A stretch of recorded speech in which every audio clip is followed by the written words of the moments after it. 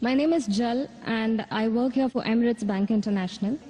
My question to you is, which other religion says that they are awaiting the coming of Prophet Muhammad, peace be upon him, other than Muslim and Christianity?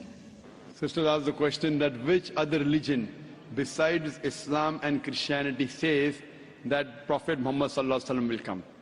Sister, besides the religion of Christianity and Islam, most, if not all, most of the religions that came before Islam prophesied about coming of the last and final messenger Muhammad.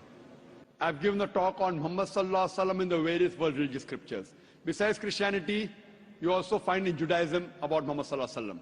It's mentioned in the book of Deuteronomy, chapter number 18, verse number 18 about the Prophet of Muhammad. It's mentioned in the book of Deuteronomy, chapter number 18, verse number 19. In the book of Isaiah, chapter number 29, verse number 12. In the Song of Solomon, chapter number 5, verse number 16. That's the Old Testament. In the New Testament, Christianity is mentioned in the Gospel of John, chapter number 14, verse number 16. Gospel of John, chapter 15, verse 26. Gospel of John, chapter 16, verse number 7. Gospel of John, chapter number 16, verse number 12 to 14. There are many verses in the Old Testament and the New Testament prophesying about the coming of Muhammad. Since your name is Jal, and I assume you're a Hindu sister, correct? Yes. I've even given a talk on Muhammad in Hindu scriptures. I can give a talk for a few hours only on Muhammad in Hindu scriptures. Time will not permit me to go into it. I'll just give the references. If you read the Hindu scriptures are of two types. One is Smriti, the other is Shruti. Shruti means the words of God, in which you have Vedas and the Upanishad. Smriti is the word of human being, in which you have Manusmriti, you have Ramayana, Mahabharata, epics, etc. You also have the Puranas.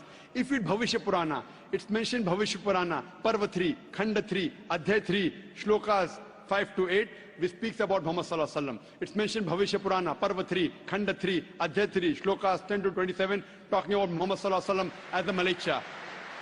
He is mentioned in Atharva Ved, book number 20, hymn number 21, verse number 6. Atharva Ved, book number 20, hymn number 21, verse number 7. He is also mentioned in Atharva Ved, book number 20, hymn number 127, verse 1 to 14, which is called as Kuntap Suktas. Kuntap means hidden. It speaks about the coming of Muhammad, that he will be the praiseworthy, he will have 60,000 enemies, etc.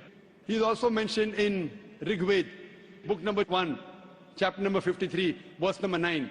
He is mentioned as Ahmad, which means one who praises, in Uttar Chik, mantra number 1500.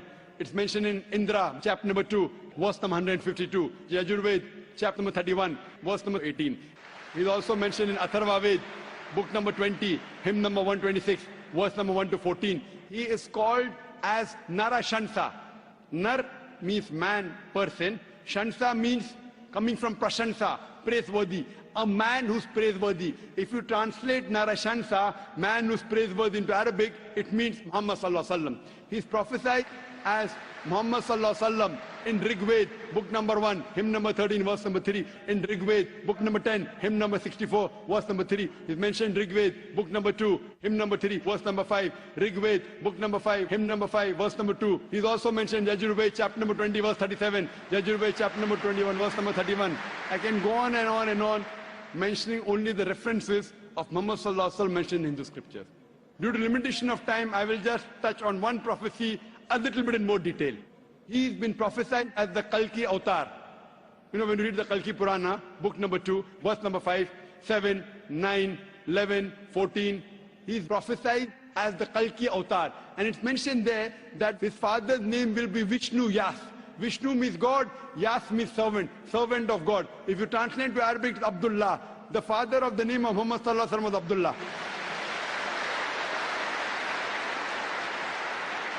His mother's name will be Sumati. Sumati means serenity, peaceful. If you translate Arabic, it means Amina. The name of the mother of Muhammad was Amina. It says he will be born in a city by the name Sambala. Sambala means a place of peace and serenity. That is Makkah. He'll be born in the house of the chief of the village of Sambala. He was born in the house of Quraysh. It says he will be born on the 12th. If you clap at every point, it will go on for hundreds of claps. MashaAllah. He will be born on the 12th month of Madhav, that's the 12th Rabi Awwal. It says that he will be a teacher for the whole of humanity. And we know Muhammad Sallallahu Alaihi Wasallam was sent to the mercy of the whole of humanity. It says he'll get the first revelation in a cave known as Gare Hira. It says he will migrate northwards and come back. Muhammad Sallallahu Alaihi Wasallam went from Makkah to Medina northwards and came back. It says that he'll be given 8 supernal qualities. It says that he'll have 4 companions, talking about the first 4 Khulfa Rashidin. It says that he'll be helped with the angels in the battlefield. We know Muhammad Sallallahu Alaihi Wasallam held in the battle of Badr with angels. I can go on and on talking only about the prophecy of Muhammad Sallallahu Alaihi Wasallam. So if you're a Hindu, and if you believe in the Hindu scriptures, you also have to believe the last and final avatar, the last and final messenger in Hinduism is Prophet Muhammad, peace be upon him.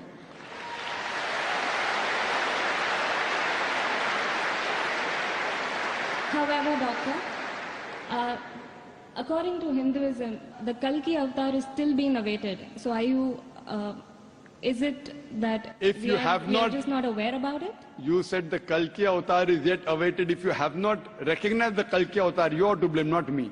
I have given you so many similarities. Now you have to disprove it. You say, my scripture says Vishnu Yas, father's name. Prophet Muhammad Sallallahu Alaihi Wasallam's father's name was not Vishnu Yas. You have to disprove me. Now this has been done by Pandits of Hinduism. Hindu scholars have also written this. Now the Hindu scholars are preventing the truth from you. They are hiding the truth from you. You as a logical girl, as intelligent girl who's working in a high post, it's your duty to realize that if your priests are hiding the truth from you, we can have a debate with your priest.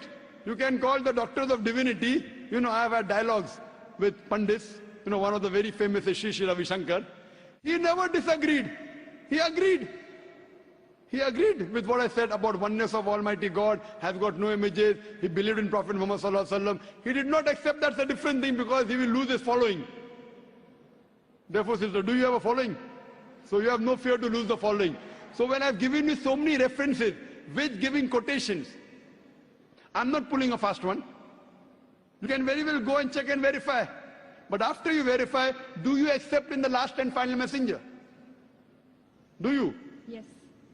So do you believe in Prophet Muhammad, peace be Yes. upon him? MashaAllah.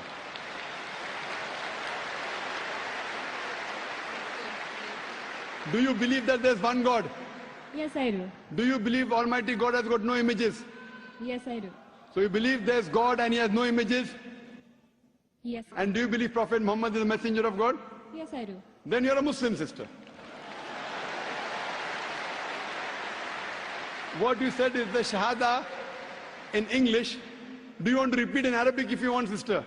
What you said is in English, that there's no God but Allah and Prophet Muhammad is a messenger. Would you like to repeat in Arabic, sister? I do. Okay, I'll just repeat it and you have to continue, sister. Ashhadu Ashalu, Allah Allah, ilaha ilaha, illallah illallah, wa ashhadu wahashalu, anna anna, Muhammadan Muhammada, abduhu ablu, wa rasuluhu. wa rasulu. I